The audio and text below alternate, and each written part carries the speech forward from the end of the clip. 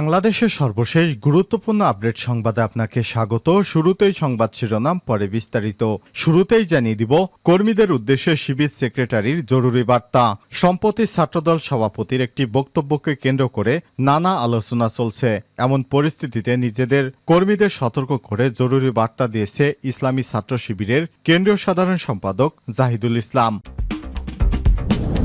এরপর জানিয়ে দিব সমবায় ব্যাংকের 12,000 ভরি স্বর্ণের খোঁজ পাওয়া যাচ্ছে না, জানালেন এলজিআরডি উপদেষ্টা।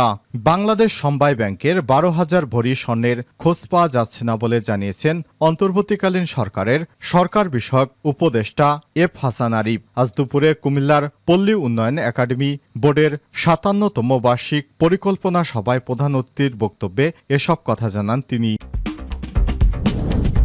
নিজের রাজনৈতিক অবস্থান সাকিবকেই স্পষ্ট করতে হবে বললেন উপদেষ্টা আসিফ। নিজের রাজনৈতিক অবস্থান সাকিবকেই স্পষ্ট করতে হবে বলে মন্তব্য করেছেন যুব এবং ক্রীড়া ও শ্রম কর্মসংস্থান উপদেষ্টা আসিফ মাহমুদ। রোববার 29 সেপ্টেম্বর শ্রমিক কল্যাণ তহবিল গ্রামীণফোনের লভ্যাংশের চেক প্রদান অনুষ্ঠানে সব মন্তব্য করেছেন তিনি।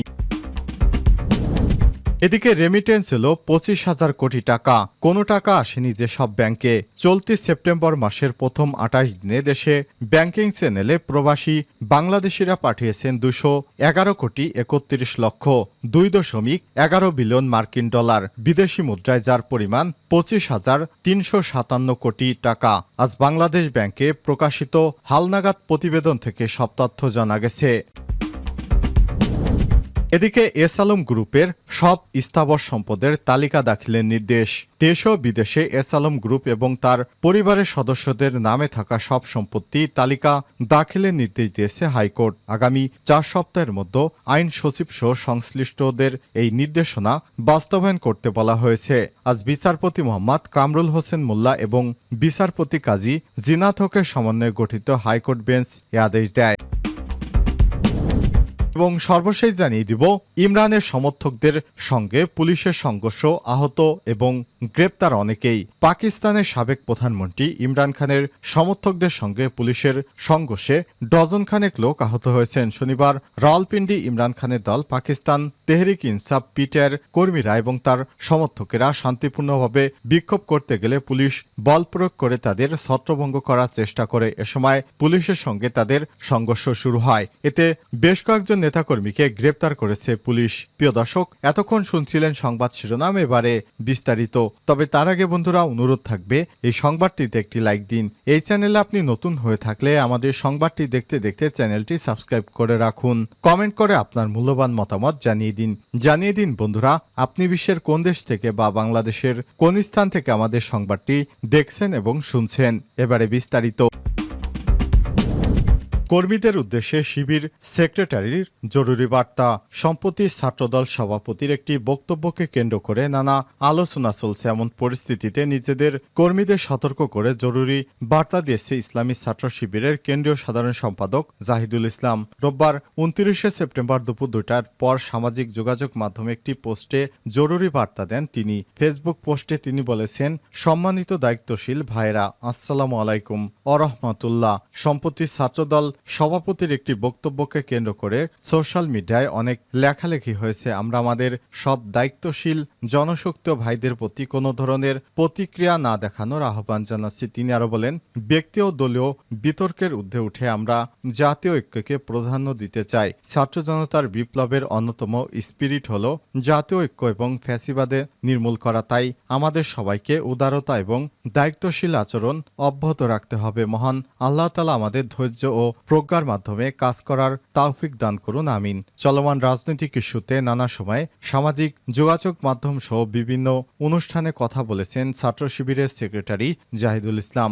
গত বৃহস্পতিবার 26 সেপ্টেম্বর সামাজিক যোগাযোগ মাধ্যমে একটি স্ট্যাটাস দেন তিনি, যেখানে তিনি লিখেছেন, আমাদের হাতে অনেক কাজ। শহীদ ও আহতদের রক্তের উপর দাঁড়িয়ে খুব ভার অনুভব হয়। তাই রক্তের নিকট আমাদের অনেক দায়। অনেকের মায়া ভুলে আন্দোলনে অংশ নেওয়া গাজীদের নিকট আমাদের অনেক দায়।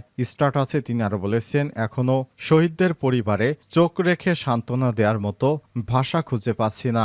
নিস্তব্ধ হয়ে যায়, তাই আমাদের মুখে কথার ফুল জড়িয়ে ওঠে না। যখন শহীদদের চেহারা সামনে ভেসে ওঠে বোবা কান্না ফিল করি। উল্লেখ করে তিনি বলেন, আমরা আত্মসমালোচনা করি, ভুল হলে তা কারেকশন করি। নতুন কৌশলের জন্য রবের জ্ঞান ভাণ্ডারের দিকে তাকিয়ে থাকি। সুদূর প্রসারী চিন্তা নিয়ে লক্ষ্যের দিকে হেঁটে চলি। এটাই আমাদের কর্মপন্থা। আল্লাহ মহান। সমবায় ব্যাংকের 12,000 ভরি স্বর্ণের খোঁজ পাওয়া যাচ্ছে না, এলজিআরডি উপদেষ্টা।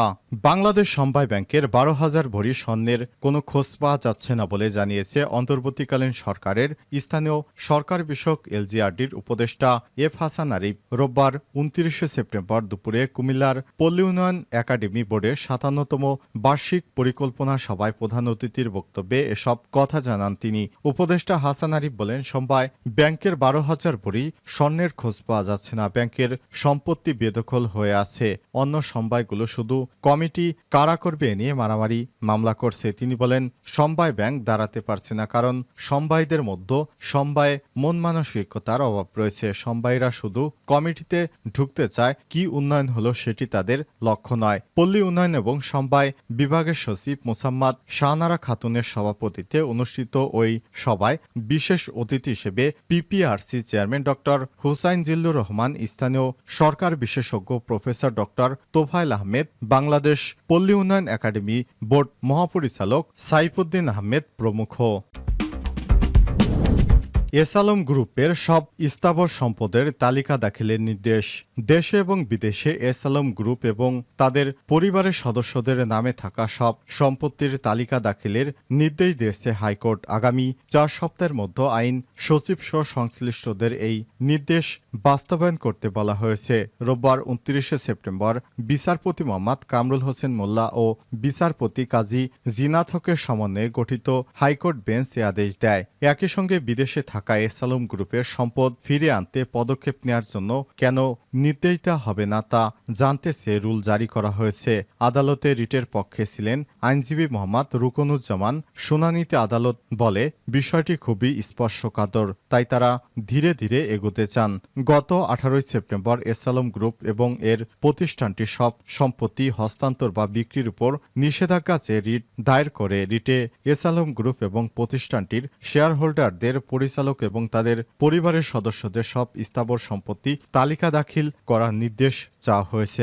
আইনজীবী ব্যারিস্টার মোহাম্মদ রওকনুজ্জামান এ রিটটি দায়ের করেছেন। এর আগে 11 সেপ্টেম্বর ব্যাংক বা আর্থিক প্রতিষ্ঠানের কাছে এসালম গ্রুপ শেয়ার হোল্ডার, পরিচালক ও অন্যান্য ব্যবসা সংশ্লিষ্ট প্রতিষ্ঠানের গ্রহণ করা মোট ঋণের পরিমাণ, বর্তমান অবস্থা এবং দায়সহ কয়েকটি বিষয়ে প্রয়োজনীয় তথ্য দিতে এবং ব্যবস্থা নিতে অনুরোধ জানিয়ে সংশ্লিষ্ট কর্তৃপক্ষ বরাবর আইনি নোটিশ পাঠিয়ে রিট আবেদনকারী আইনজীবী, বাংলাদেশ ব্যাংকের গভর্নর, অর্থ সচিব, আইন সচিব, দুদক চেয়ারম্যান,